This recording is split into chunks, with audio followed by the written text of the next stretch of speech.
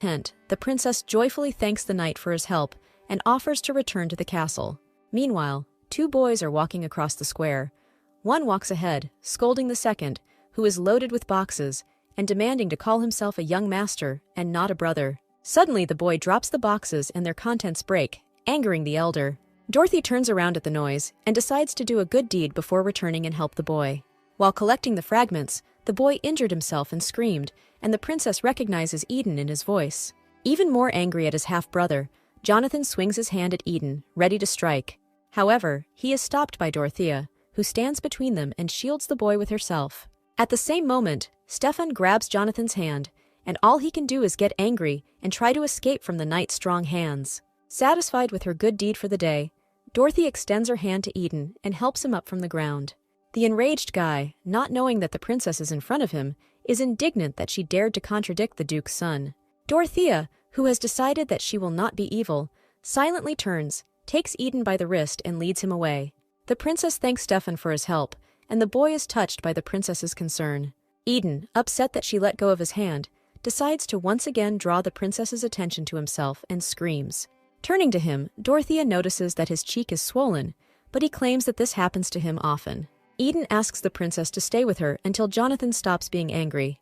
Dorothy does not recognize this boy, who suffers insults, as the former Eden, and invites him to her castle. As soon as the princess enters the threshold of the castle, a joyful Ray, who missed his sister so much, flies out to meet her.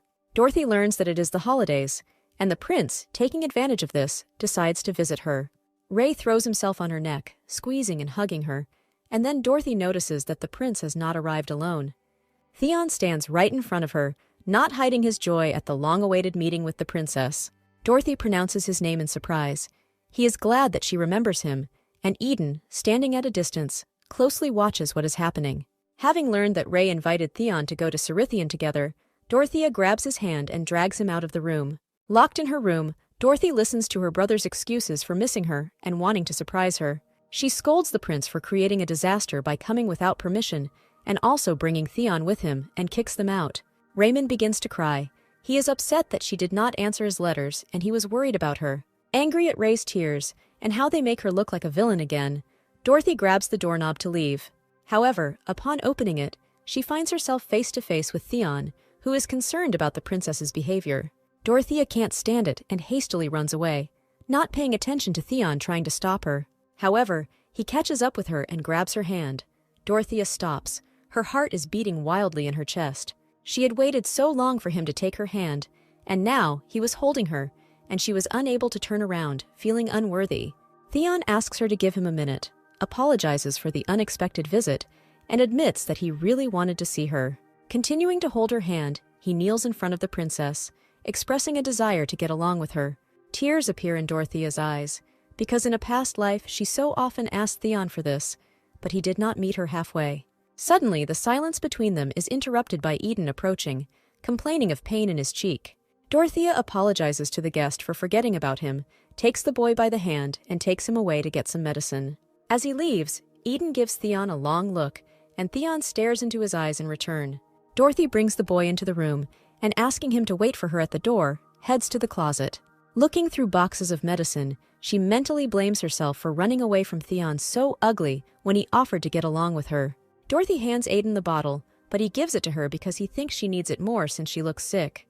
The princess is afraid that he noticed something in her attitude towards Theon, and Eden, bending over her, whispers that he likes her. Dorothea pushes him away. She doesn't like such jokes, and Eden notices that she must be sick since she doesn't smile even at these jokes. She kicks the boy out of the room, and in the corridor he meets Theon again. Aiden Bronte introduces himself to him and tells him that the princess herself applied the medicine to his cheek. Theon Freed also introduces himself to Eden and is about to enter Dorothea's room, but he stops him. He explains this by saying that the princess was very tired after fencing lessons and the subsequent walk around the city with Eden. To prove his closeness to Dorothy to the surprised Theon, he reveals that he sees her once or twice a week. The boys look intently into each other's eyes again, and Eden, admitting that he said too much, bows and leaves. Dorothy sits in the room, upset that she looks stupid and unable to even smile at Theon, but she has been rehearsing a smile for so long. Suddenly, someone knocks on the door.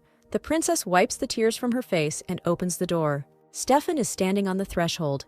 Dorothy asks him to come in, and sitting him down on the sofa next to her, asks him to listen to her. She talks about her nightmare in which she loved a man, but he hated her so much that he eventually died in her room. Dorothy shares her fear that she is destined to be a villain, having even caused her mother's death. Suddenly, Stefan grabs the girl, hugs her tightly and strokes her back tenderly.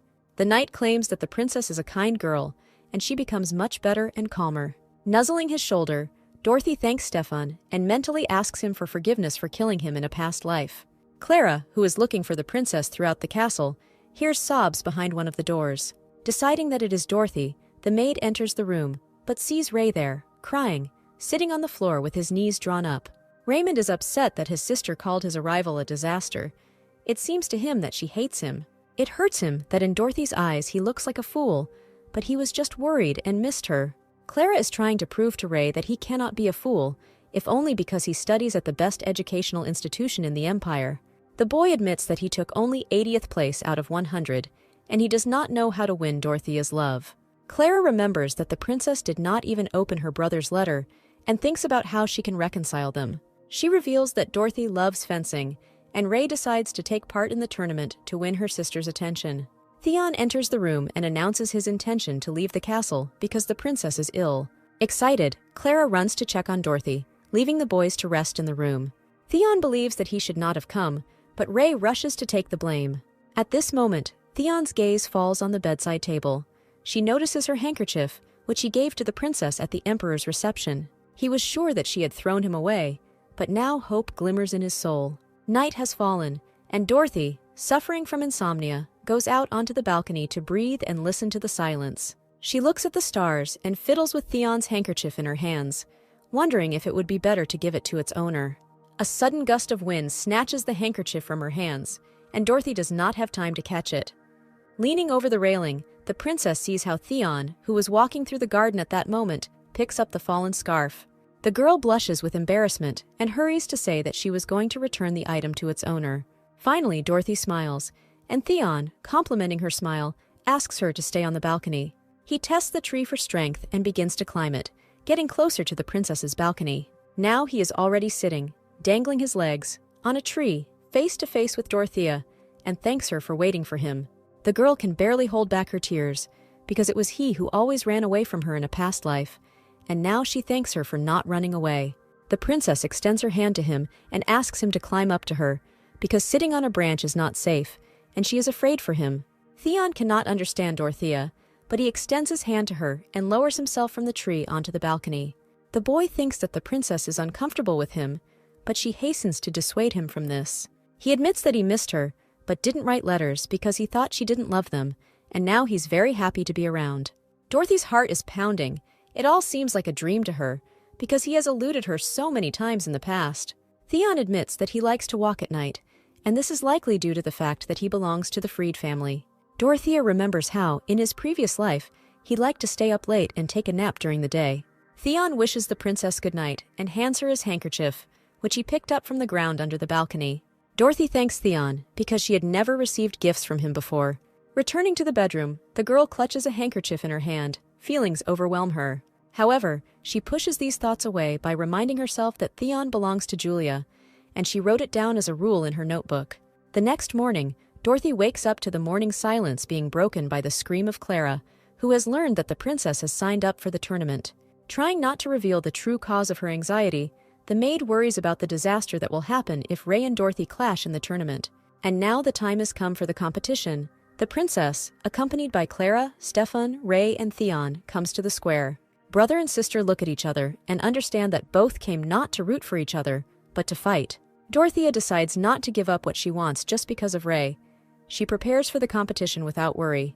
The princess learns from the list of participants that she will be fighting someone named Alex, and Clara is glad that her opponent is not Ray.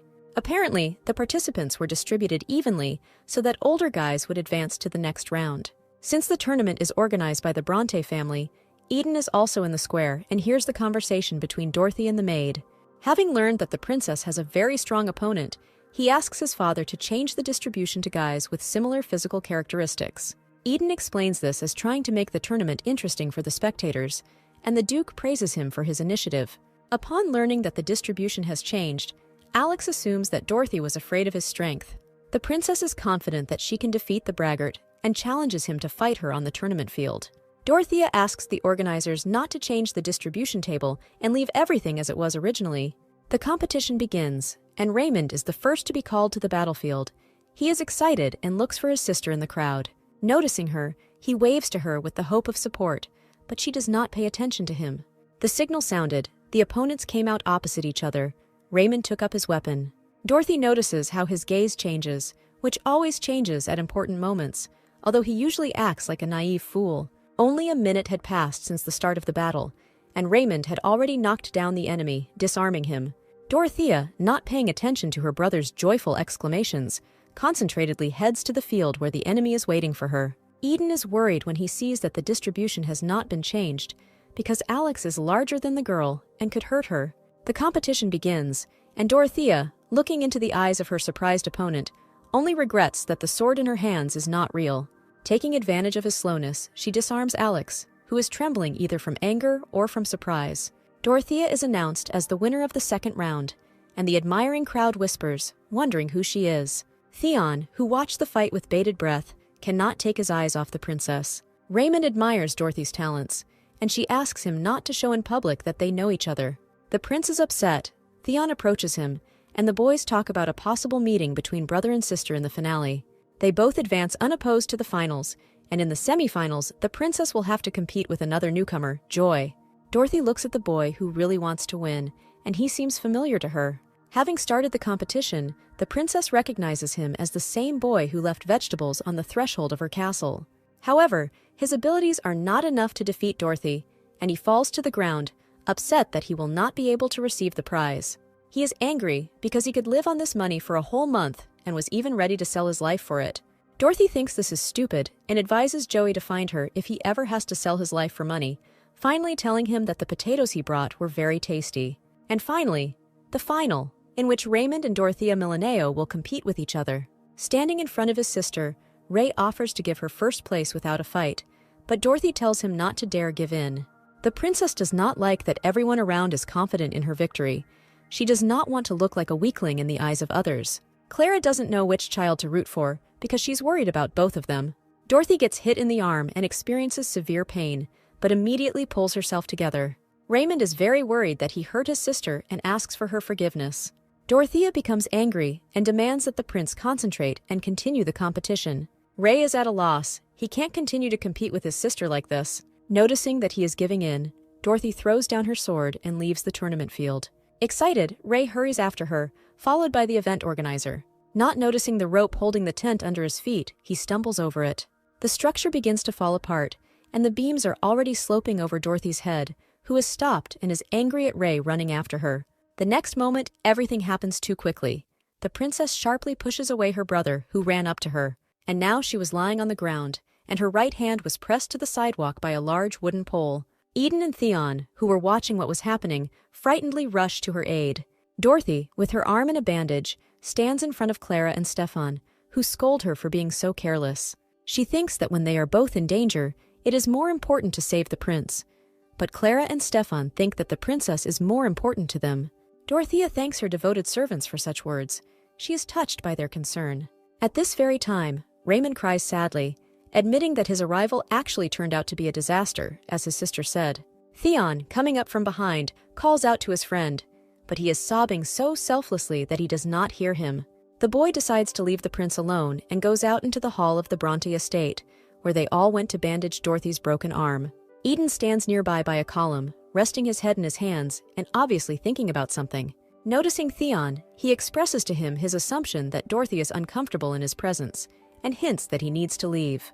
Theon studies Eden's unpleasant look and expresses his dissatisfaction with his excessive interest in the princess.